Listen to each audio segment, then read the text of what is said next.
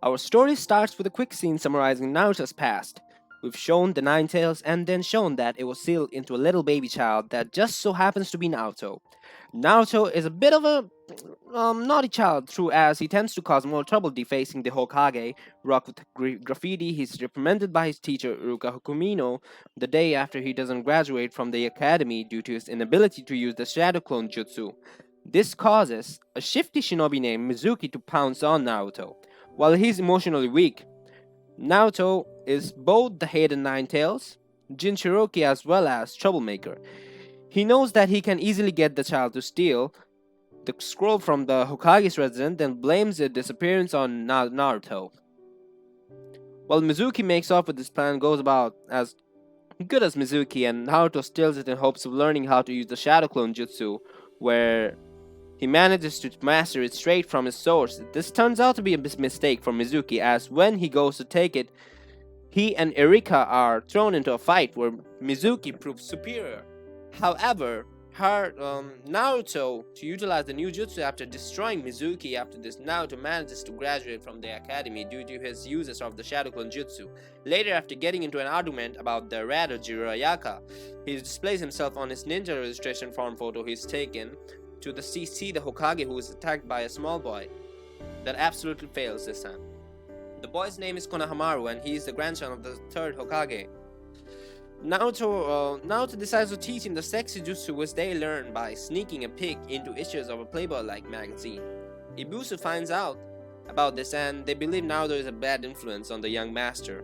I wonder why, however, Naruto responds with this harm jutsu, which gives Ibisu a nosebleed even a Master Roshi would be proud of in the end. Naruto decides that they are better off being rivals as opposed to master and so student, and Konohamaru comes to terms with this need. To prove himself via action as opposed to his name, only Naruto is then introduced to his teammates Sasuke Itsuha and Sakura Harino. Naruto loves Sakura and hates Sasuke. Sakura loves Sasuke and hates Naruto. And Sakura hates whatever. Everyone, this love triangle more like whatever. Naruto's scheme to dispose of Sasuke in order to grow closer to Sakura for the most part. He's somehow successful, but before he can sneak a kiss, he's hit by stomach pains due to drinking expired milk for real. Who has time to read the labels anyway? Sakura then blames the loss of her parents as why Naruto is the way he is, but also seemingly believes Naruto is lucky, of which Sasuke believes she's pathetic. Sasuke manages to catch up with Naruto, who ends up in the bathroom again, and we are introduced to a strange shinobi in Naruto's apartment who's entertaining. The Hokage, this shinobi definitely isn't one of the coolest characters in the series. Later, on Team 7, is waiting for their fashionably late Jonin when Naruto sets an obvious eraser trap which Sasuke says will never work. Boy, did Naruto prove him wrong.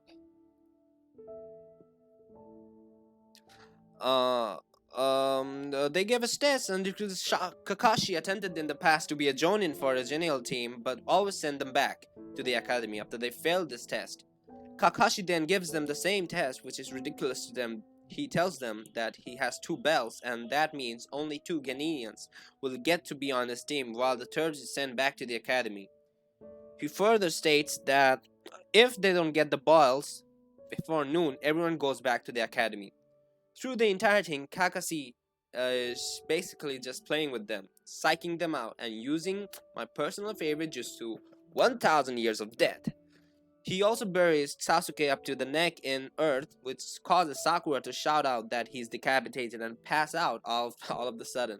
Sasuke impresses Kakashi by proving his chakra and raw power, but even this doesn't get them anywhere. Naruto, believing this is a loss, decide to eat all the lunch on his own. Kakashi would stop him and tie him to a post. Kakashi says he'll give everyone another chance to get the bells by the end of the day, but Naruto, due to having tried to take all of the lunch for himself, would get no lunch. Kakashi appears but tells them that they pass. He informs them that those who break the rules are trash, but those who abandon even one of their friends is worse.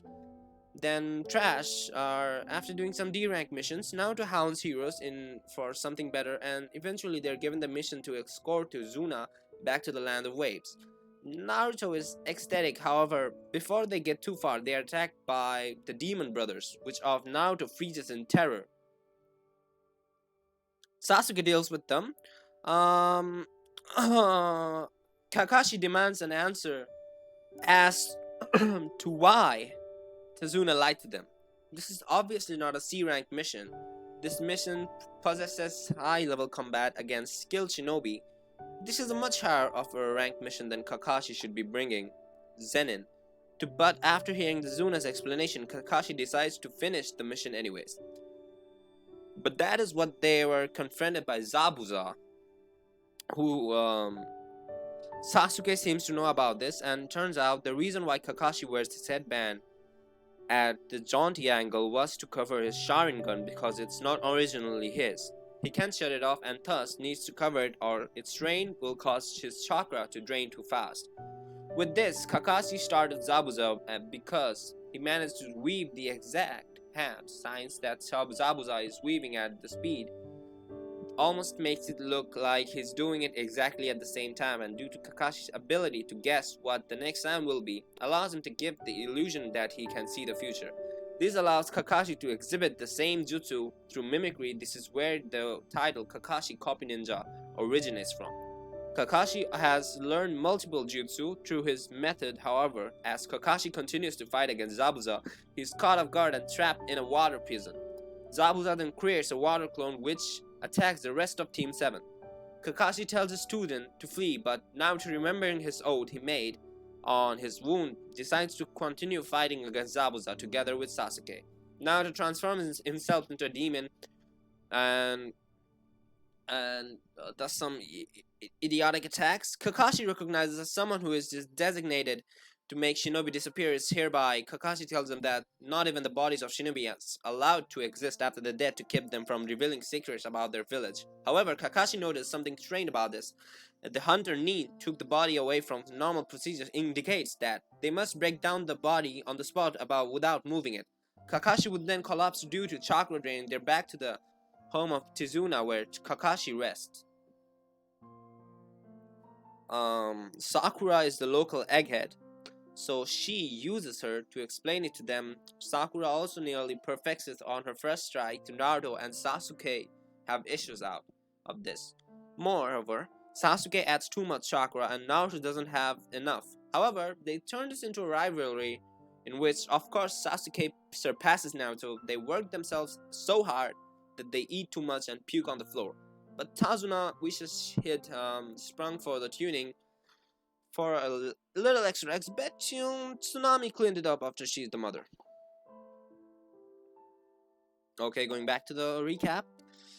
Inari doesn't believe in heroes anymore, which he vehemently shouts at Team 7, angering Naruto, who snaps back at her and makes the kid cry.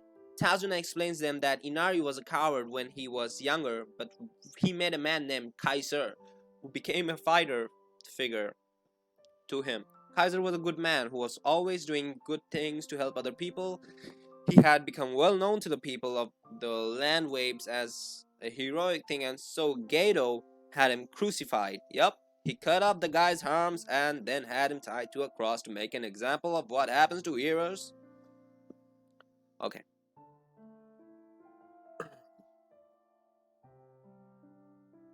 Kakashi has the other theories to train Sasuke and Naruto. They train and train and train and train. Two of Gato's, we have not reached it yet. Yeah, they're still training, and he's sleeping, and they're walking right now. Okay, something's going on. Naruto is getting ready. He's jumping, and there it is. Naruto has found out that Zabuza has attacked Kakashi, and something else is happening there. Kakashi is getting his ass beaten. However, Naruto is getting his asses beaten again. Naruto saves Sasuke by using his demon powers, and he turns into a werewolf or a fox. He beats up the young girl / boy and doesn't kill her. for some reason. We get the backstory of her, why she was demonized, and how her father, where he was found out by Zabaza. But it seems all Haku was after was for someone to love him, and both of them being recognized as demons by the people around them began to take care of each other. This formed an incredible bond of loyalty between Haku and his master, but it seems one-sided. Haku begs Naruto to kill him as a failed Zabuza. However, as Kakashi sees Naruto's outburst, he knows that he needs to get serious and take a few risks to beat Zabuza quickly. When he locates him, he attempts to kill him with the lightning blade, but Haku rushes over and steps between them and takes the death.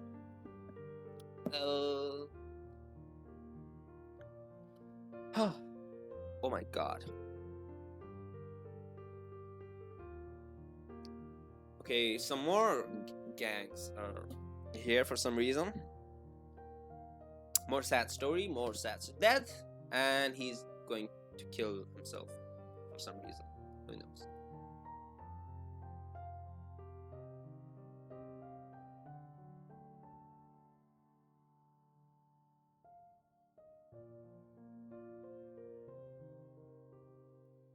And they're both dead. Well, that's that, I guess. Morning, morning, morning, morning, morning. Cry, cry, cry. Okay, the Team 7 returns to Hidden Leaf. The tuning exams are slated to begin. Naruto meets up with Konohamaru and his friends Udon and Moegi, but suddenly they bump into two foreign shinobi conqueror and Tamani, both sand ninja from the land of wind, who have come to partake in the tuning exams. Conqueror threatens to kill the children, but is stopped by Sasuke, who throws a rock at him, and he then tries to kill Sasuke, but is stopped. Team 7 defeated by them one-on-one, which satisfy him, and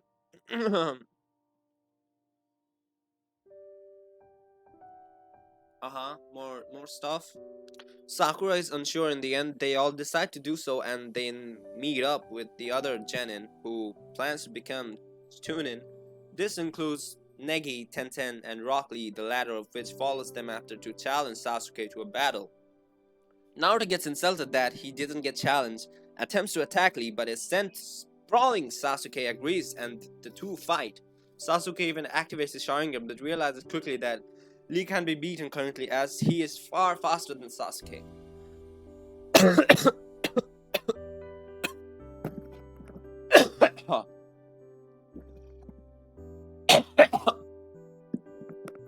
Lee gets his ass kicked by his master. Oh my god, this is so hard. So fucking hard.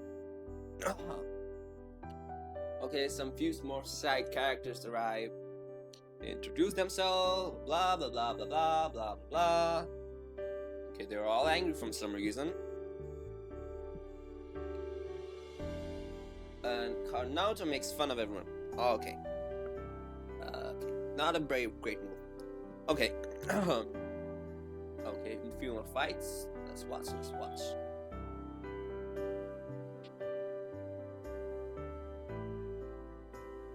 The teacher explains this will be a written test. However, there's a hitch. While for more tests, if you cheat and you get caught, you fail here, and if you cheat and get caught, you only lose points for your total score as the test. Because everyone works their hardest, but these questions are unusually hard. The real test is to cheat without being caught, and nobody in Team 7 seems to realize this except for Sasuke. Sasuke uses his Sharingan and Sakura is just answering questions correctly as if it's a normal test right now. She's the epitome of get good. Naruto has a harder time. He now has given up, but he's chuckle and sees someone next to him and decides that he can't cheat. Well, he doesn't get caught for some reason. Is he gonna cry? Is he gonna cry right now? What's going on? Okay, the teacher is really strict. For some reason, 3 of the students fail, and Naruto is doing some dumb shit.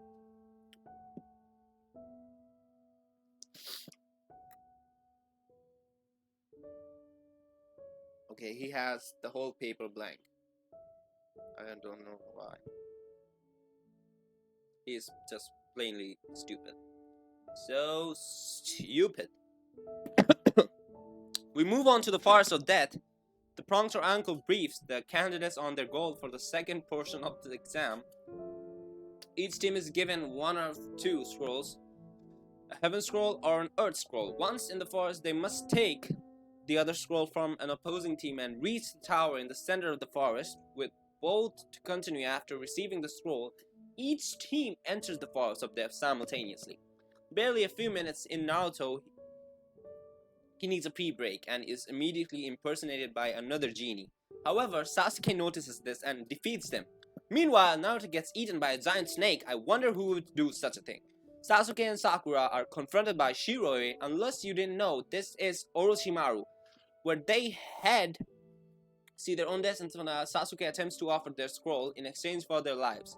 But Naruto stops him and takes the scroll when Orochimaru uses a snake to attack Naruto. He catches this with his initial Jinchuriki form and then looks to Sasuke and asks him the same question.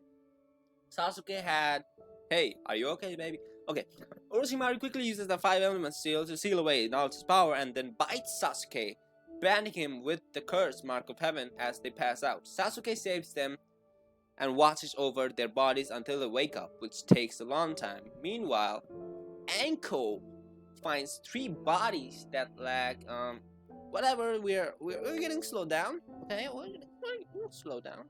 Okay. They're cheered up. They're cheered up. Someone's peeking. It appears out of the blue. Sever also fires for a time, but front of Lotus technique fails and leaves him unconscious. Sakura attempts to attack them, but they grip her by her long hair.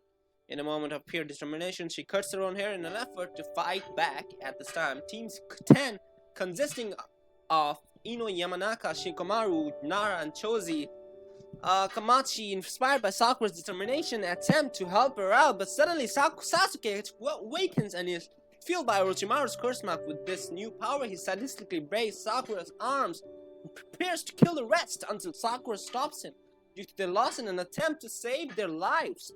Josu gives up their scroll and flees. After this, they witness Gaara mercilessly kill a team of Renningen, and he's about to kill Team 8 too, but his siblings persuade him to forget about them and go to the tower. Gaara team manages to come out on top, breaks her curse. Even Naruto finally wakes up and realizes they need another scroll to pass. But given that they it's best that they fail. The Renin ninja who uses a genjutsu on them, Naruto disguises his clones as his teammates to fool them into thinking he had grown weak as he had fought them all night, but in reality the real Sasuke and Sakura are perfectly fine and defeat the ninja. They then make it to center and open the scroll only to find Irika sensei being summoned to them. By it, he informs them that they all pass. After this, it's revealed that too many people have passed the last round, and now they must have an elimination round in which there will be one-on-one matches. First up is Sasuke versus Yorui. And then Sasuke ultimately will beat his ass because he's the main character, right? Okay, he has beat his ass. After this, Kakashi takes Sasuke aside and prepares the evil sealing method to seal the curse mark to keep it from activating, which causes Sasuke severe pain as well as loss of consciousness. Shino and Zaku begin their match as well. Kankuro beats Mizumi, and Sakura vs Ino ends up with a double knockout. After this, it's Samari vs Tenten, and Tenten defeats Naruto vs Kiba, and Naruto wins due to the fighting in Kiba's face. Then comes to the battle between Neji and his cousin Hinata. It doesn't end well for Hinata. Neji really doesn't like the main branch of the Hyuga clan due to what they have done to him and his family, so he uses this as an excuse to do a little damage. Rock Lee and Gaara fight, and despite Lee's strength, he dies. Oh no, he doesn't. He's just terribly injured. He isn't dead. Okay. Is he gonna win? Okay, he's planned to win the match. Everyone is given a month off. He still wins, I guess. Everyone is given a month off to train. Naruto reluctantly goes with Ibisu, but when they find a perverted man watching the ladies' bath, Ibusu is knocked out, and Naruto manages to impress this pervert with his sexy jutsu, causing him to train Naruto. The pervert, Jiraiya, quickly learns that Naruto is the Nine-Tailed Shinchiriki, and then realizes why his chakra control is so bad. He correctly guesses Orochimaru placed a 5 elemental seal on Naruto and then removes it. He then explains to Naruto about his 2 kinds of chakra and helps to learn him stand on water. That night, having learned that he and his group were nothing more than tools for Orochimaru to test Sasuke, those who attempt to assassinate Gaara so he can ruin Orochimaru's plan by killing Sasuke during the finals. However, Gaara ends up killing those two instead. This is witnessed by Kabuto and Baki, the Jonin of the Hidden Sand, and they begin to confer Orochimaru's plan, but are overheard by Hayate, who is then murdered by Baki. To hide the secret, Naruto also continues to train with Jiraiya, who is trying to help Naruto, summons toads. All Naruto manages to summon is a tadpole. Anyways, more training. Naruto falls. He ends up in his subconscious where he finds the Nine-Tails, who threatens to eat Naruto. After a short exchange, the Nine-Tails decides to give Naruto some of its energy and allows him to summon a large troll known as Gamabunta. Gamabunta is an out, and he's been summoned into a pit and that a small human is on his head. Naruto tells the toad that he summoned him, but the toad doesn't believe him and instead attempts to shake him off. Naruto almost makes it to the sunset while riding the toad's head, but falls off just prior and passes out. Well, Naruto didn't hold on until sunset. He still manages to ride Gamabunta for a quite while and earns the toad's respect. Gamabunta then takes Naruto to a hospital for rest, and that is the end of the season. Okay, more shit happening in the next season. Anyways, thanks for watching.